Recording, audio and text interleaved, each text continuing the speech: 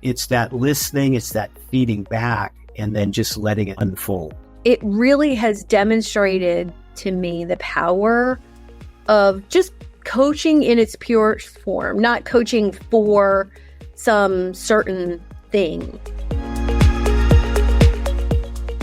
Hey, welcome to the podcast where dreams meet determination and success is just around the corner. I'm your host, Suzanne Taylor-King, and I'm here to help you unlock the full potential of your business and your life. Welcome to Unlock Your Way with STK.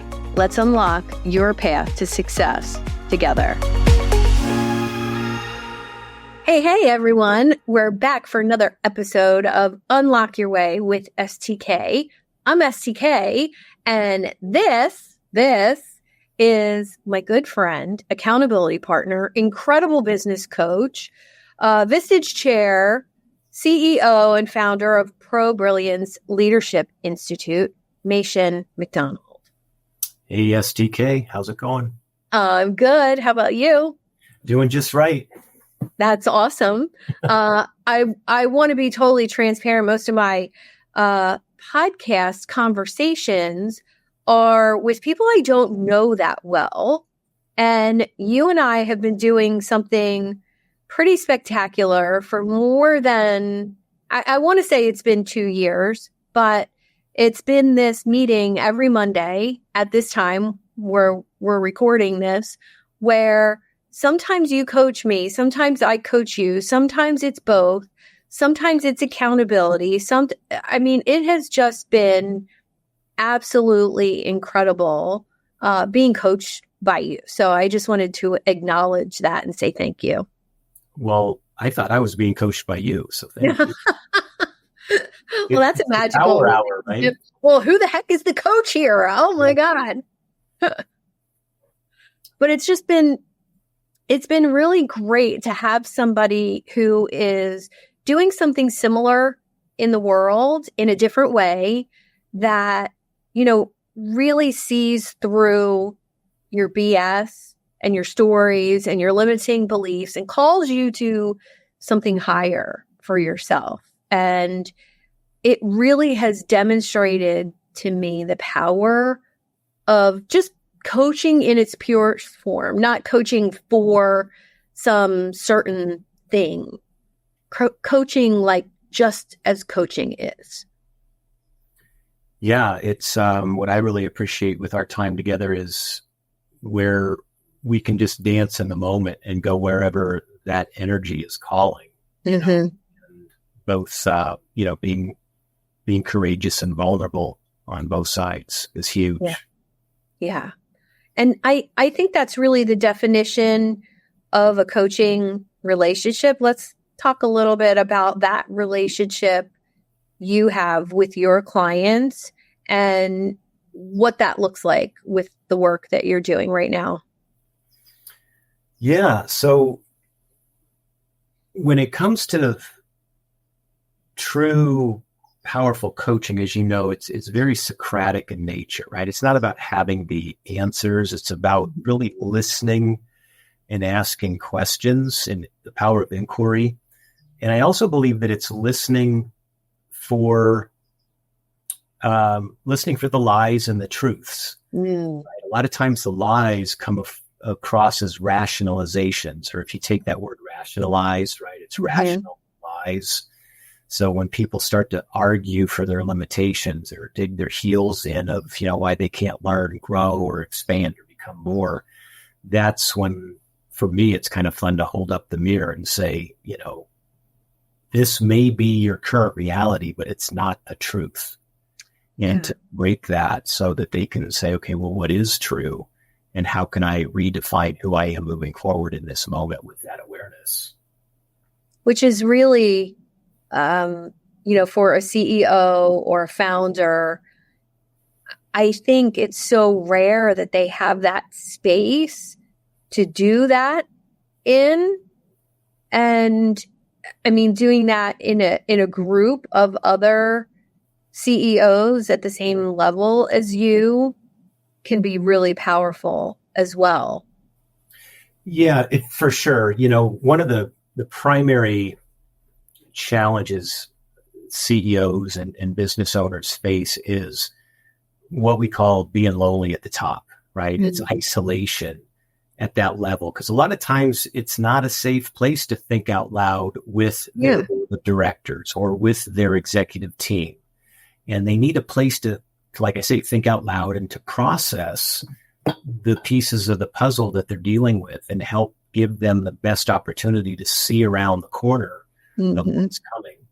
And so one of the things that I'm really excited about is locally here anyway, is our Vistage peer advisory group. And that's where we bring together a bunch of business owners and CEOs from non-competing industries. And we sit in a room for a full day and just bring forth different challenges, opportunities that they want to capture, certain decisions that they're needing to make, and kind of share what they're doing, what's working, what's not working, and then get feedback from the collective wisdom in the room and just have a different perspective of seeing something. Because a lot of times, our power is in what we think we know, but our real power is in letting go of what we think we know, to be open and receiving to that area of what we don't know. Yeah. Yeah. Isn't that the truth? In so many areas of life. But I think I really want people to understand that are, listening to this is that, coaches who work with CEOs and founders like you do really have a ripple effect out into the world, because as you help that leader, I think it's one of the reasons I like working with other coaches so much, because it's that idea that you help that leader and then you're helping everybody that person is leading, just by default, up level themselves. And I think when I think about putting good stuff out into the world, that is really the driving force. And I wonder how that affects you. Do you think about that ripple effect that you have, like with a one client or with a group of people? I'm reminded when people as brilliant as you ask that question, if I'm out and about and there's somebody that I may have coached years ago or somebody that attended one of my workshops or something, and they'll say, oh my gosh, you said da-da-da-da-da, or you asked me da-da-da-da-da. And that, that changed everything. And I'm like, wow, it's like in that moment, I didn't recognize it would have such an impact, but to know that it stuck with somebody and that they're in a better place for it. And with a lot of CEOs, when they say, my people are our greatest asset, it's not just lip service. A lot of them, truly believe that. And they recognize that their role as a leader is to grow their people so the people will grow the organization. And was just doing an offsite with a client, and they have 27 employees. And we did a workshop where we just really dove in and found out what's important to the people that work there. Why do they work there? What are they looking forward to in working there? What's the contribution they believe they're making to themselves and to their clients and to their community? Community was a big word that came up really over and over when we were working.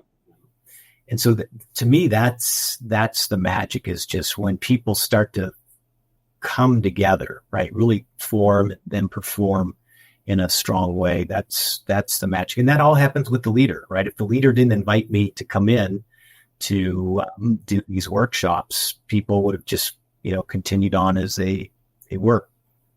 Well, that's interesting, because I think your team or your employees, they're your biggest marketing department and the least activated. I remember in dentistry in particular, the office where I worked for 15 years, he didn't spend a dime on marketing, no advertising, no ads, nothing. And social media wasn't really a thing per se. He had a website, but his marketing department was all of us, because we loved the office so much.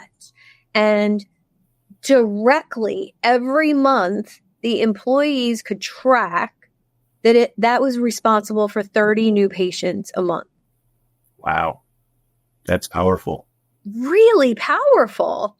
And in medicine, dentistry, 30 new people a month is something that typically would cost $5,000 to $10,000 of marketing, whether it was real mail or advertising or whatever. And we were able to generate that just from being us out in the world and referring friends, family, neighbors, anybody we ran into. And when I think about the amount of money that generated or saved, companies are really, really silly if they don't take advantage of that internal marketing department. Like if your employees don't feel that way, right? Oh, I believe that's huge, right? Because it's an energy, right? There's either an attractive energy or a repelling energy. And if we're not happy at our work and we go out into the world, people pick up on that. Yeah. But if we're like, hey, I love where I work. This is great. You should check it out. It's all energy attracting in. Yeah. That same type of energy. Yeah. Yeah. And that can work for any leader, any business owner, any solopreneur. If you're in that energy of being happy and excited about what you do, life just becomes, and business attraction becomes so much easier. Yeah.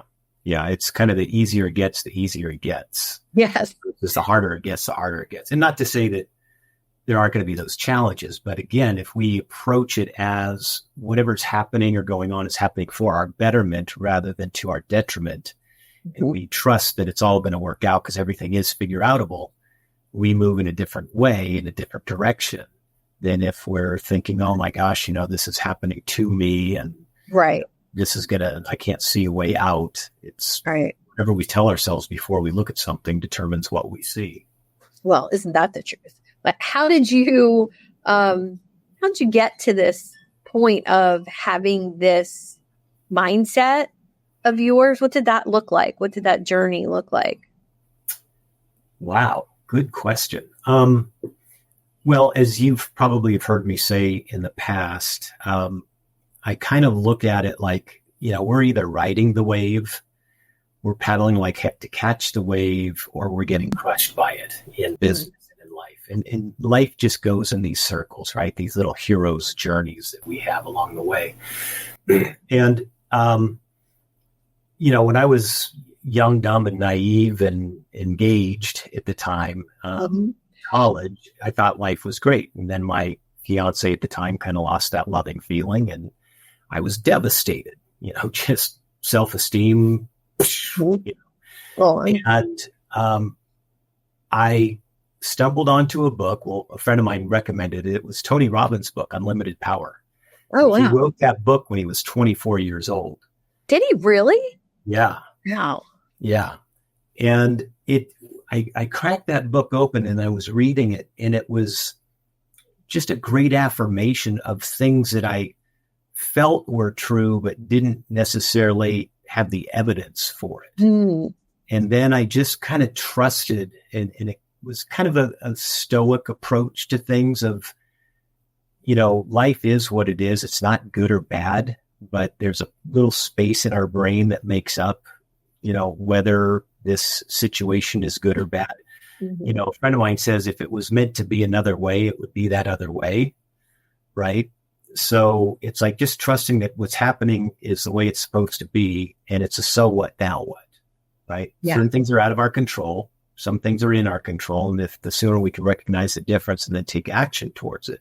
And so I've always, I don't know, always, but it back at that stage when I broke up and read Tony's book, it was just a slight mind shift for me in that, okay, I can affect, I do have agency around things. Because when my fiance at the time broke up with me, I felt really out of control. Like it was just a huge blind side, and I thought things were great, and then they weren't. at least my judgment. Yeah. And it's like, okay, let's wake up, take some inventory here. And from that point on, I would just got on this trajectory of really just trusting that, I guess it's kind of like Stockdale's paradox, right? You can never afford to lose the faith that it will always work out in the end while you're having to deal with, the crap that's going on in front of your face in this moment. Right. Right. And so if we can just approach whatever we're doing, if we can move those molecules in a way that we're keeping the faith that it's going to work out, and not necessarily always believe what we see out there, but believe what we have going on in here, assuming that it's the right visual, it works out. That's been my experience and the experience of the people that I work with. Well, as you're explaining this, I'm wondering what part of that was you just learning yourself and being more self-aware? Was that really the whole, I don't know. Well, what is this self-awareness you speak of? Right? Yes, when I think I'm like, okay, I'm finally self-aware. No, you're not. Yeah, exactly. The universe, says, hey, you forgot that today was, the day before taxes are due. Yeah. Right. It's like, we what? And it's, and so again, it's kind of just part of it. A big part of it's not taking ourselves so seriously, but I think we have those moments where through whatever it might be, and it could be through joy or it can be through frustration, that we get these hits of being more and more self-aware, recognizing what our true nature and essence really is. I like that. I like that. Because I really feel like as I've learned me more, I'm able to help other people in a bigger way.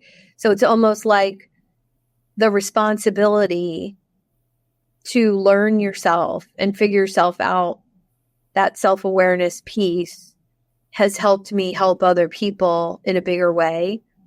Better parenting, better wife, better friend, better coach. Yeah. And I see that same love of learning with you and that introspection and curiosity and all of those traits. What do you think the number one needle mover has been for you?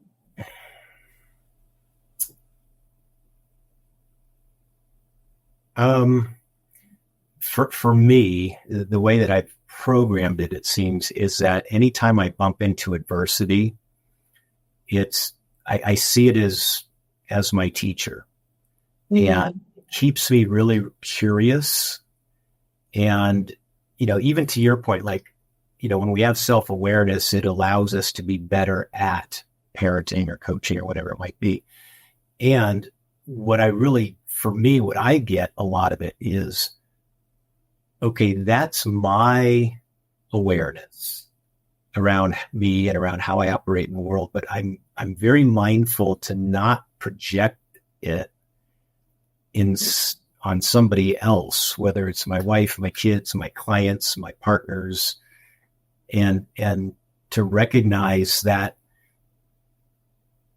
the curiosity is the piece, let people discover that for themselves. Right. And it's like, I'd want to sit there and flash my brilliance, I just learned this or whatever. And it's like, no, that the ego thinks that's great. It's like, but I know it doesn't really land so much for the clients. This is their journey and they're the hero of their journey. Now we can be the guide, but the guide is kind of, again, it's that Socratic nature, just asking people questions to get them to look a little bit in a different direction to see what it is they need to see, not what I think they should see. Yeah, I think that it reminds me of a client who came to a business coaching session. We were, planning out some strategy and some tactics to go with the strategy, and we're about 3 months into our relationship, and he came to the session on Zoom and he said, I was going to message you and cancel today. I'm just not in the space to talk about my business and where it's going. I'm feeling really down and feeling really uninspired, and it's not the place to create anything. And I just said, well, may I offer that it might exactly be the space and time to talk to your coach who is experienced with that. And he looked at me and he was like, oh, like I can use this time for something else other than strategy. And it was such a good reminder for me that strategy and tactics are great.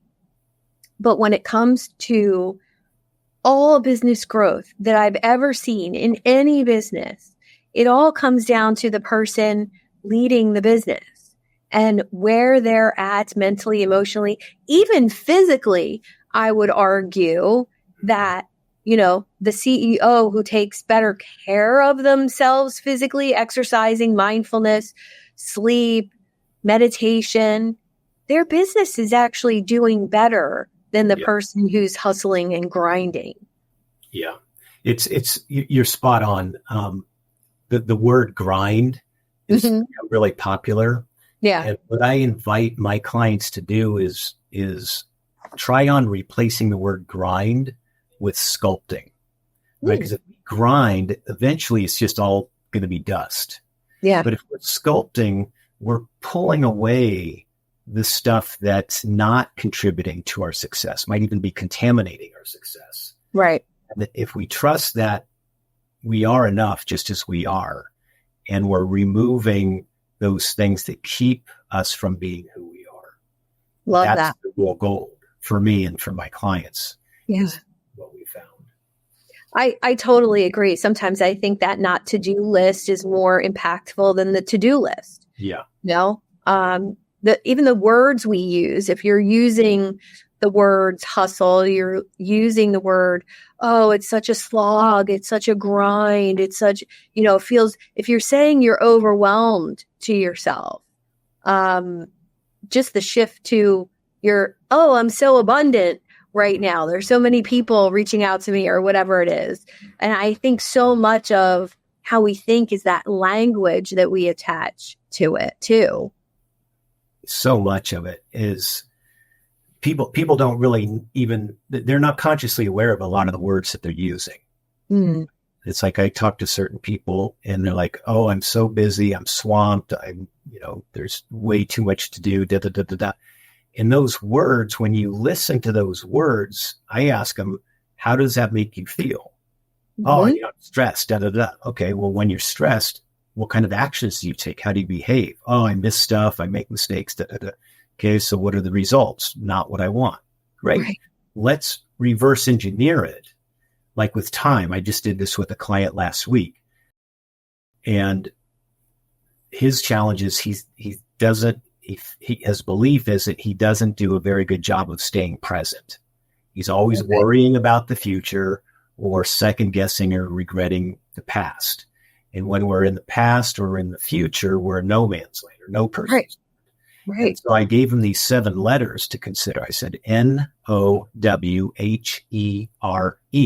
Had to write them down. I said, what do you see? And he says, nowhere. I said, okay, now shift your focus a little bit. What else do you see with those same 7 letters? He says, oh, now here. Right. So for him, it was a matter of what's grabbing your attention, what's pulling you away. And the interesting thing is people create these situations and circumstances to keep their addiction to overwhelm alive. Yes. Right. So it's like, okay, what can we do to get now here just for maybe a second longer before you chase that shiny lure? Mm-hmm. And how can we do it a little longer and a little longer and a little longer? And so he's starting to get very good at this. And I text him back and forth throughout the day, just those 7 letters. And he gives me a big thumbs up or a heart because snaps them back into right. present. That's, when I read the statistic that most business owners, from smaller businesses to multi-million-dollar companies, the leader of the business checks email between 10 and 30 times a day. I was like, what? How do you get anything else done if that's what you're doing? Mm-hmm. If I even have email open on my computer, it's the time of the day when I sit and I look at email. I respond to the ones I need to, send off the ones to my assistant that he needs to do, whatever. Once a day. Yeah.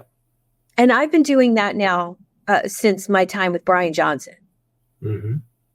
And the freedom that comes with that, I mean, there was boundaries that needed to be created for that as well. Telling people, I only check email once a day, and it's typically at 4:00, maybe at 7 a.m, but usually not. And if you email me right after that time, I'm not going to see it until the next day. Mm-hmm. And I think it was more about me being in that boundary, right? That I was only going to, and distraction is at its all-time high with how many different social media platforms, alerts going off here. And I have a giant monitor over here to my right. I turned it off for this interview because I know that even just a little flash over there is going to make me look, right? Yeah. Oh, just let me, a quick little, who is that? And then I lose where I'm at with you. Yeah. And I think so many people are scared to put those boundaries in place because of exactly what you said. They're addicted to that overwhelmed, constant feeling of, I'm not done, I'm not enough, I'll never finish. Yeah. Well, it's interesting. It's situations and people show up in our lives to show us where we're not free. Oh, yes. Right. Yeah. And so if we can just pay attention, mm-hmm. and I, there's a great word, system, which if you break it up, save yourself time, mm-hmm. energy, money, right? Time, You're energy, so money. Good with these acronyms. But those are the three areas that tend to mm-hmm. show us where we may need a little work or improvement. Mm-hmm. And so when we find too much time over here, not enough energy, it's just feedback, right? Feedback is a gift for us to either celebrate or calibrate mm-hmm. what needs work. And I love the fact that, you set your emails up where you only check it, once a day or maybe even twice a day. And it serves you and it serves the people that you're serving, right? Now, if somebody has an expectation of like, oh my gosh, I just sent, Suzanne an email and, it's been 30 seconds and I haven't heard anything, how disrespectful, blah, blah, blah, that's their story. Right. Right. But how often do we make up what we think their story is and we're trying to comply and jump higher and all this other stuff. And so that's where a lot of it comes down to communication. Just let people know what they can expect in working with. Yeah. And for me, and I think for most people who do this, I think that because I created that boundary, I had to realize that there's no emergency in my business. Like, mm-hmm. there's no real emergency. And if you're a paying client of mine, you have my WhatsApp. If you're international, you have my phone number. Yeah. You can get me. And I think that was, from that meta perspective, really understanding there's no emergency that I have to go look at email. And that's a little ego adjustment for a lot of people. Like, I'm not that important. There is nothing life or death in that email. And if there was, somebody's going to call me. And I think that helped me a lot. And then also being able to, I'm curious about your clients. I want to be so present with them, especially on Zoom. So if I'm live in person with a client, there's no phone on the table. There's, maybe a notebook. There's no computer open. And I think, okay, well, if I'm going to be on Zoom with somebody, it has to be the same experience. Yeah. I don't know. If the phone was here, the same thing. The phone, the notifications. Oh, I totally agree. Let me just get this one email real quick, and then I'll get back to you. Yeah. Okay. Hold on. No, I'm kidding. It's being present. It's the greatest gift I think anybody can give another person. Yeah. And sometimes for me, I make up a story that, well, everybody, they've got people in their life, or they're, I see them and they're busy with a lot of people, and it's like they've got what I think they need, right? In the form of people that listen. And when I'm with a client that I make that up, oftentimes they'll say, no one's ever really listened to me like this before. No one's ever shown the light on this way. And, I heard myself say it out loud, but I feel witnessed. I feel understood. I feel heard. Yeah. And a lot of times people don't have that in any of their relationships. And so I'm humbly reminded that is a gift that we as coaches can provide. Yeah. And I think when we do that, even if it's not a client, even if it's, somebody in your network, somebody that you're connected with, a peer, a referral partner, somebody in your networking group, if you can give that as often as possible, even if it's only for 5 or 10 minutes at a time in a breakout room, if you're truly there, the other people feel as though they are the most important person to you, because they are in that moment. And the ripple effect of that, of people saying, oh, I think I'm Machen's favorite. And I say to myself, no, you're not, because I meet him once a week. And people say that about me too. Oh, I'm Suzanne's favorite. She sends me business and introduces me to people. And when I talk to her, oh, it's all questions about me and my business. And they feel seen and heard, even though it's not somebody who's a client of mine.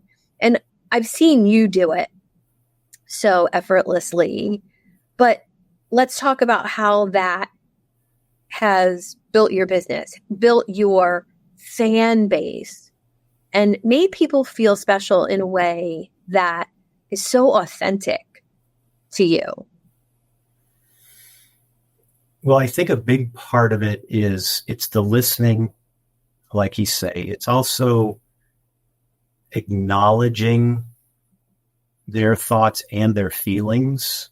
A big piece of coaching, like you mentioned the one client that came to you and said he didn't really like, doing much today and kind of wasn't in a great space.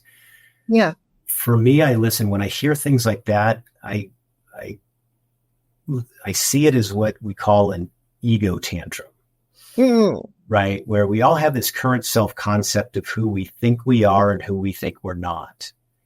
And then the moment that we get this opportunity to grow or expand, that ego or that saboteur, that gremlin, whatever you want to call it, kind of wakes up and it does its thing because it's the expert of us. It's been with us forever. Yeah. And it knows how to push the buttons to get us to settle back down, right? Oh, I'm tired, or I don't have anything to. Some of my most favorite coaching calls are when the client comes and says, I don't have anything to talk about today. And it's like at the end of those calls, they're like, oh my gosh, I didn't think I had anything to talk about. And, we just solved this and resolved that and da-da-da. And, so it's that listening, it's that feeding back and then just letting it unfold. Yeah. It's amazing how those saboteurs, as soon as you said because we both studied that. As soon as you said the word saboteur, I have two that come up all the time, and that's victim. Oh, you don't know how to do that. Nobody's going to help you do that, blah, blah, blah. And then there's the hyperachiever who is like, no, you had 40 things on your to-do list today and you only did 3 of them. You're a loser. And as soon as you said saboteur, it was there they were. Hello, here I am, ready to talk to you at any given time.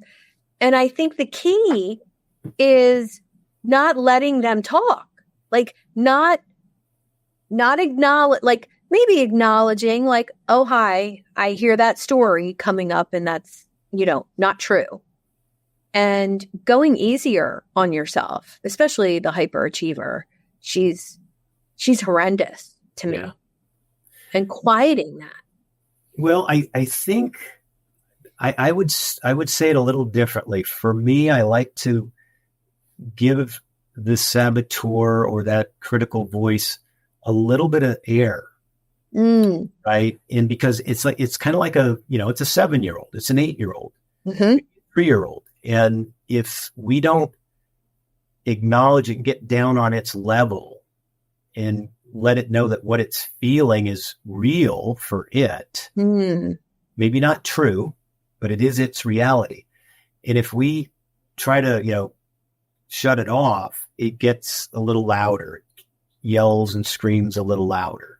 So for me, I like to acknowledge it. And that's where in the coaching, right, when you're sitting in front of somebody, you can tell, am I talking to their wise self or am I talking to that little saboteur? And the saboteur is very clever, and we've got to listen, with incredible discernment, like, oh, it's the hyperachiever that I'm talking to. Let me kind of just let it know that, hey, everything's okay. You can go back into your seat.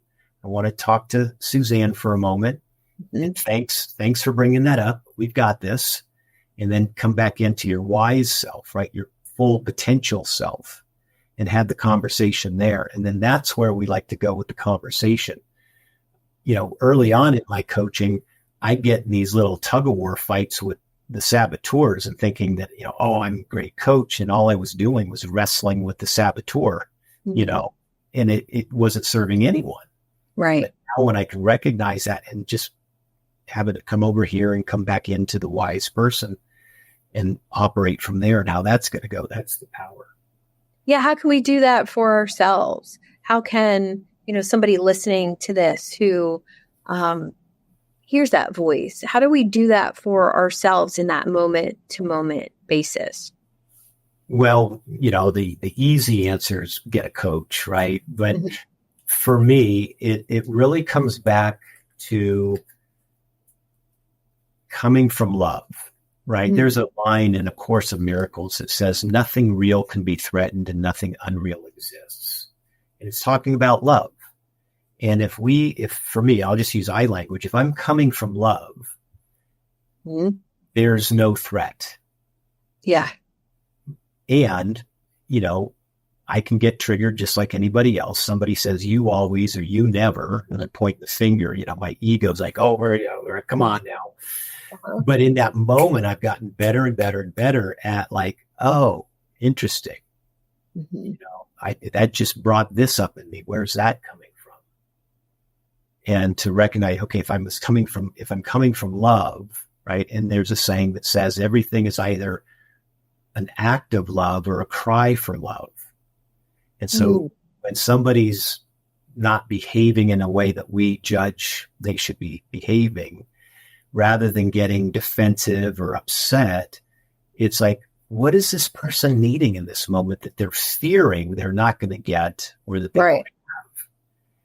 And, I did this just the other day with a client where they were getting triggered with some things. I'm like, and we were talking about, finances, but I asked them, I said, what's the real concern here? Because they were getting very defensive around their numbers and everything else and trying to justify why it was what it was.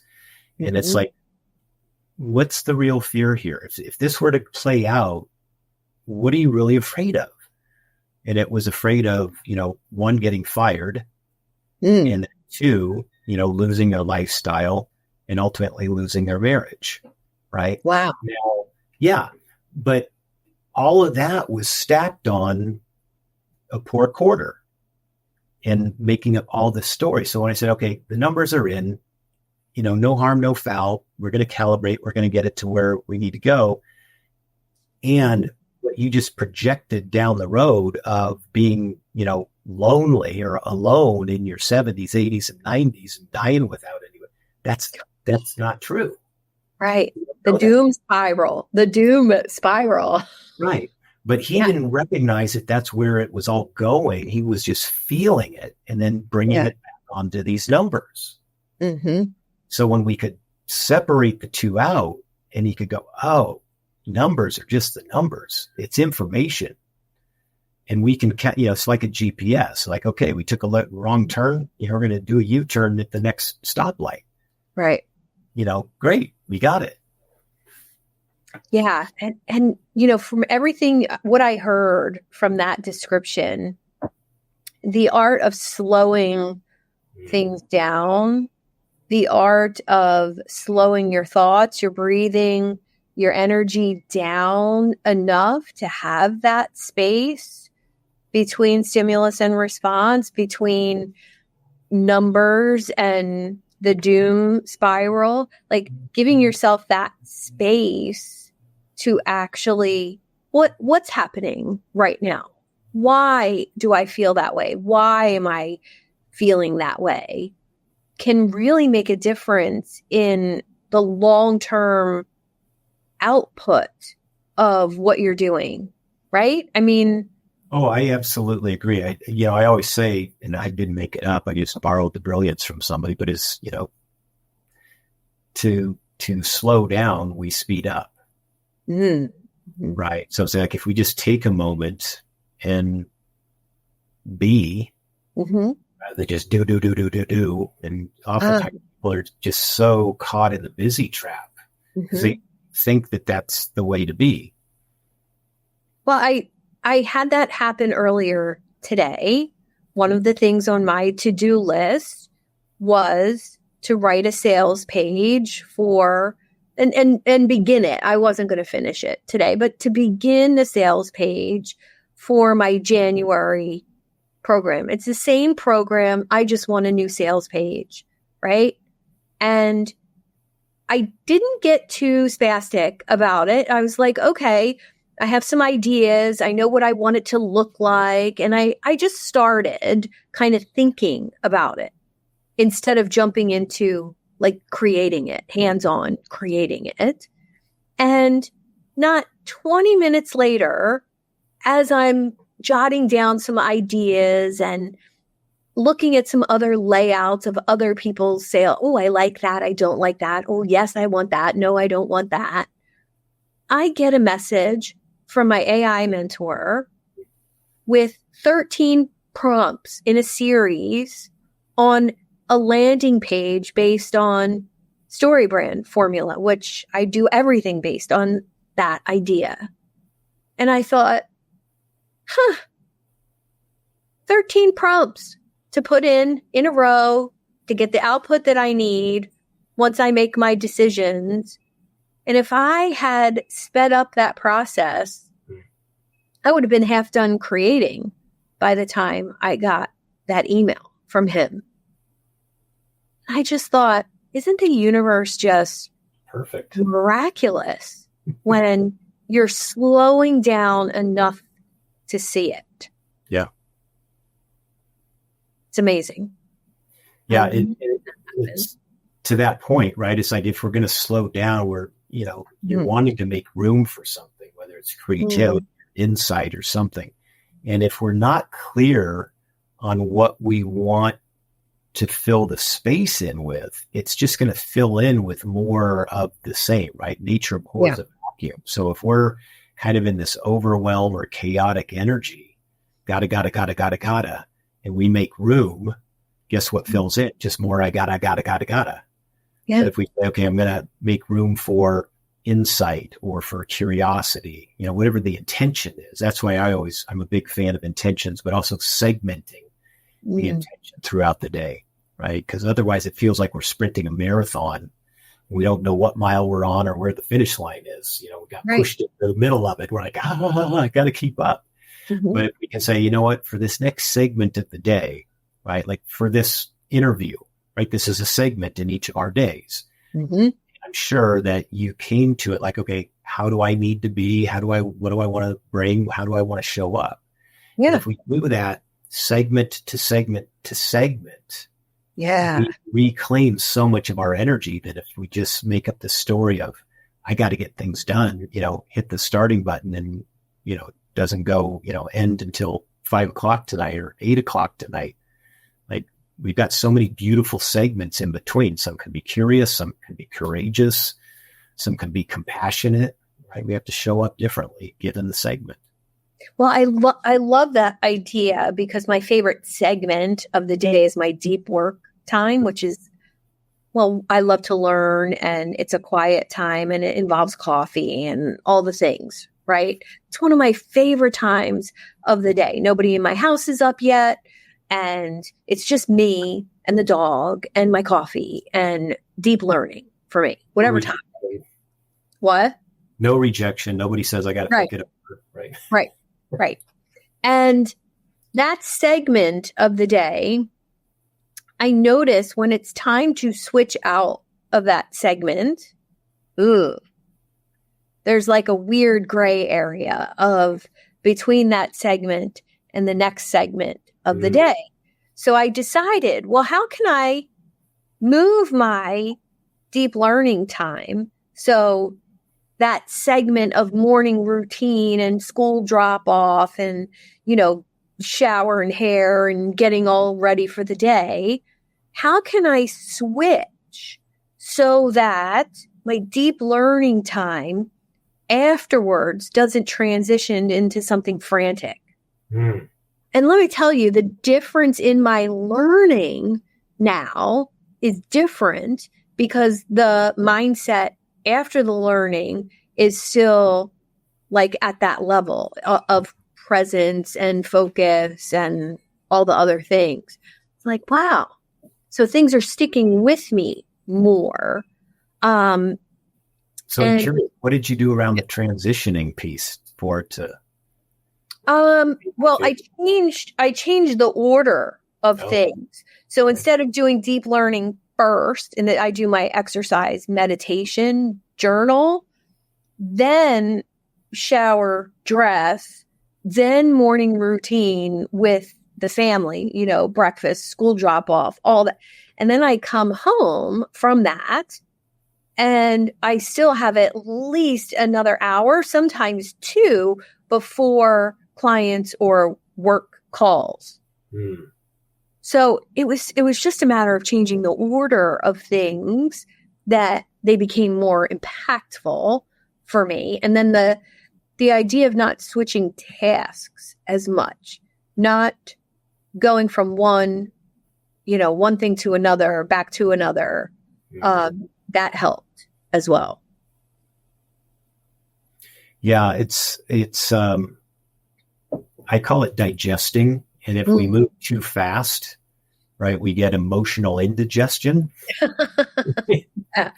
So, at the end of each segment is kind of like, okay, what did I get from this time? How did I learn? And I do it based on our values, right? We all have different values. So mine, as an example, like, what did I learn? How did I grow? How did I contribute? Or who did I contribute to? End of each segment, I kind of just run through the 3 questions to get a sense of like, oh, this was a segment well done, life well lived.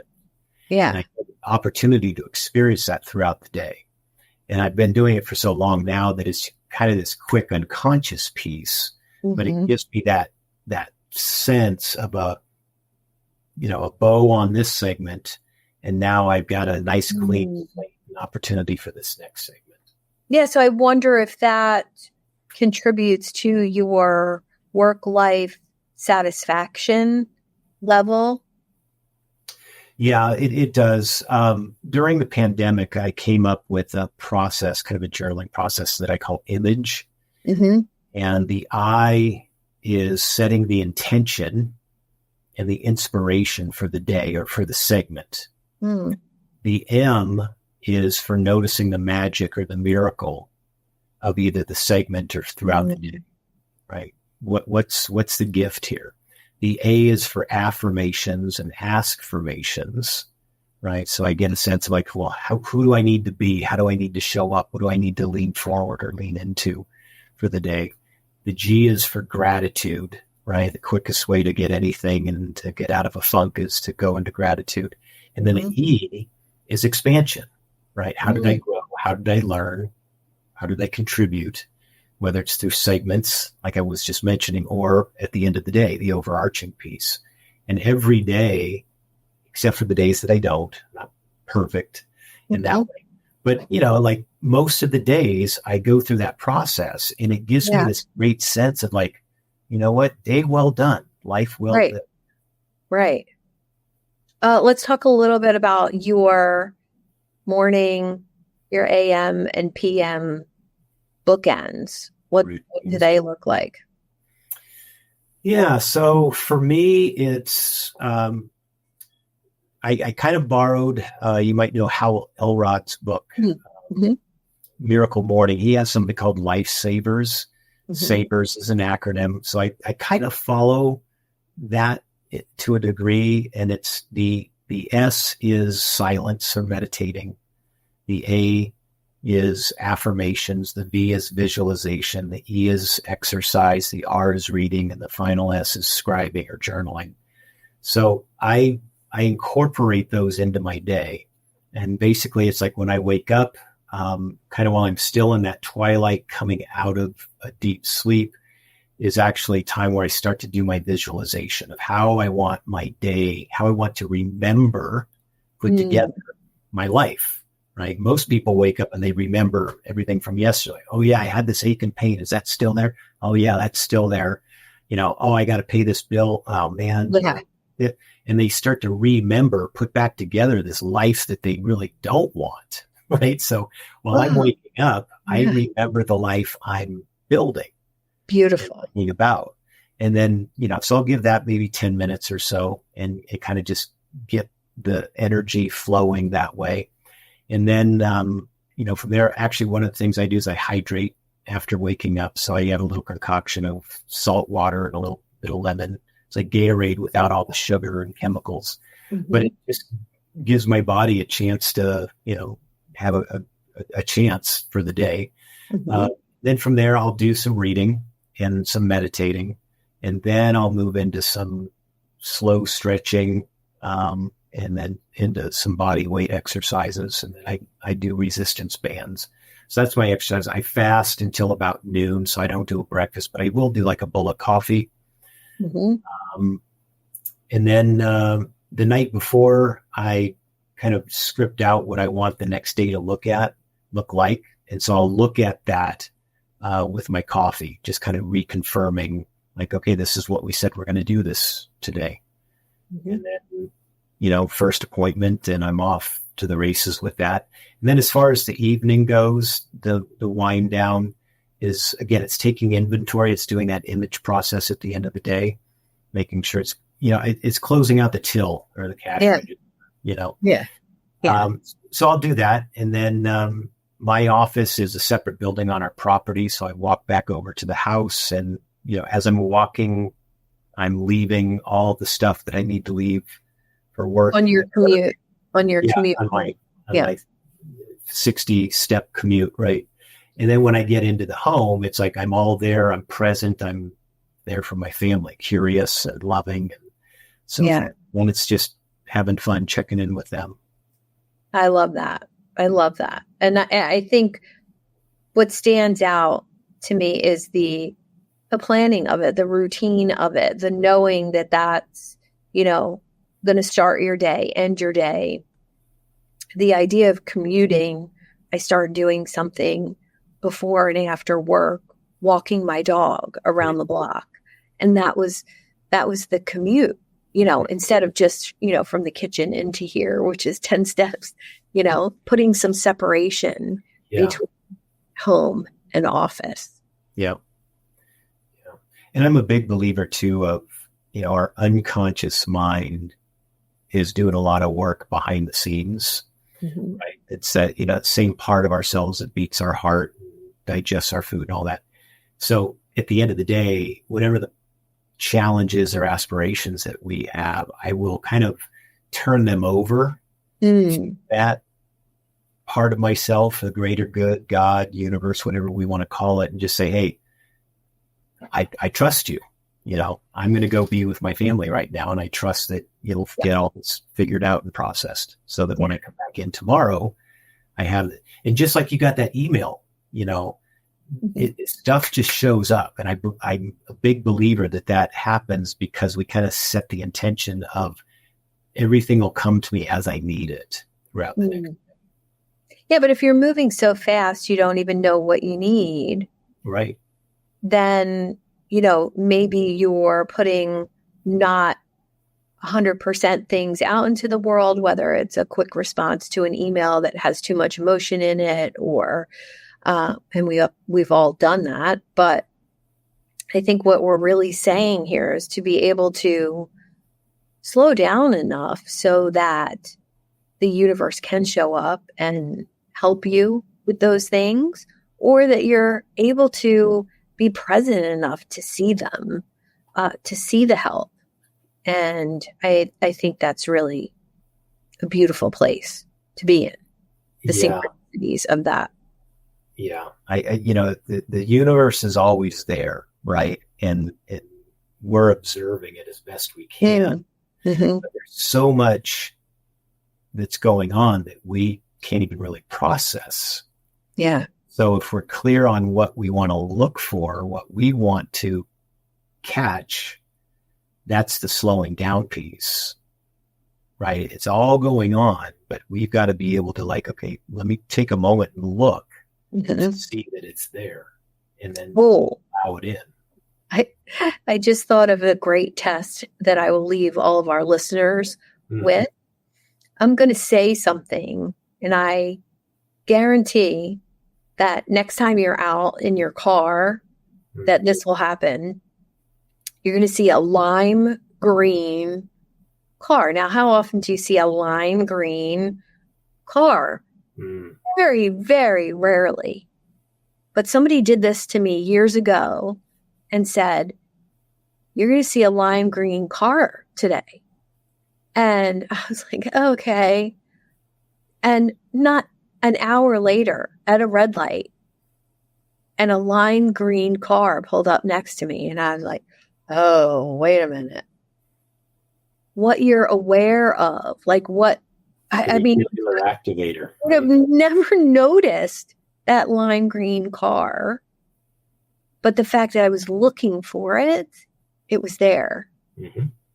So, lime green car, everyone. Lime green car. Yeah. Maybe let me know how long it takes. I'll text you.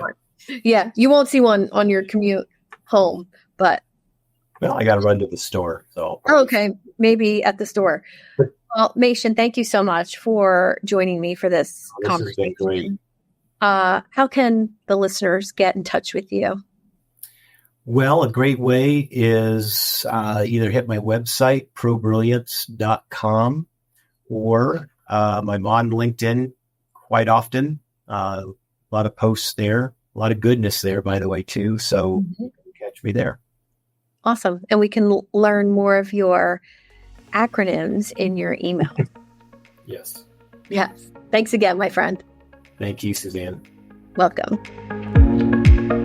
Thank you for tuning in to another empowering episode of Unlock Your Way. I hope you found today's discussion inspiring and you're ready to take your business and personal growth to that next level. If you're feeling as fired up as I am and eager to unlock that full potential, I'm here to help you on your journey and provide that personalized guidance tailored to your unique goals and challenges.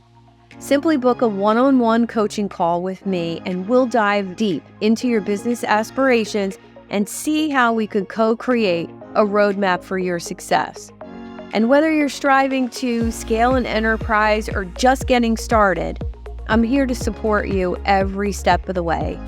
To schedule your coaching call, simply visit the website at unlockyourwaywithstk.com, click on the Book a Call button, and we'll turn your dreams into that reality. Subscribe and review on your favorite podcast platform and on YouTube.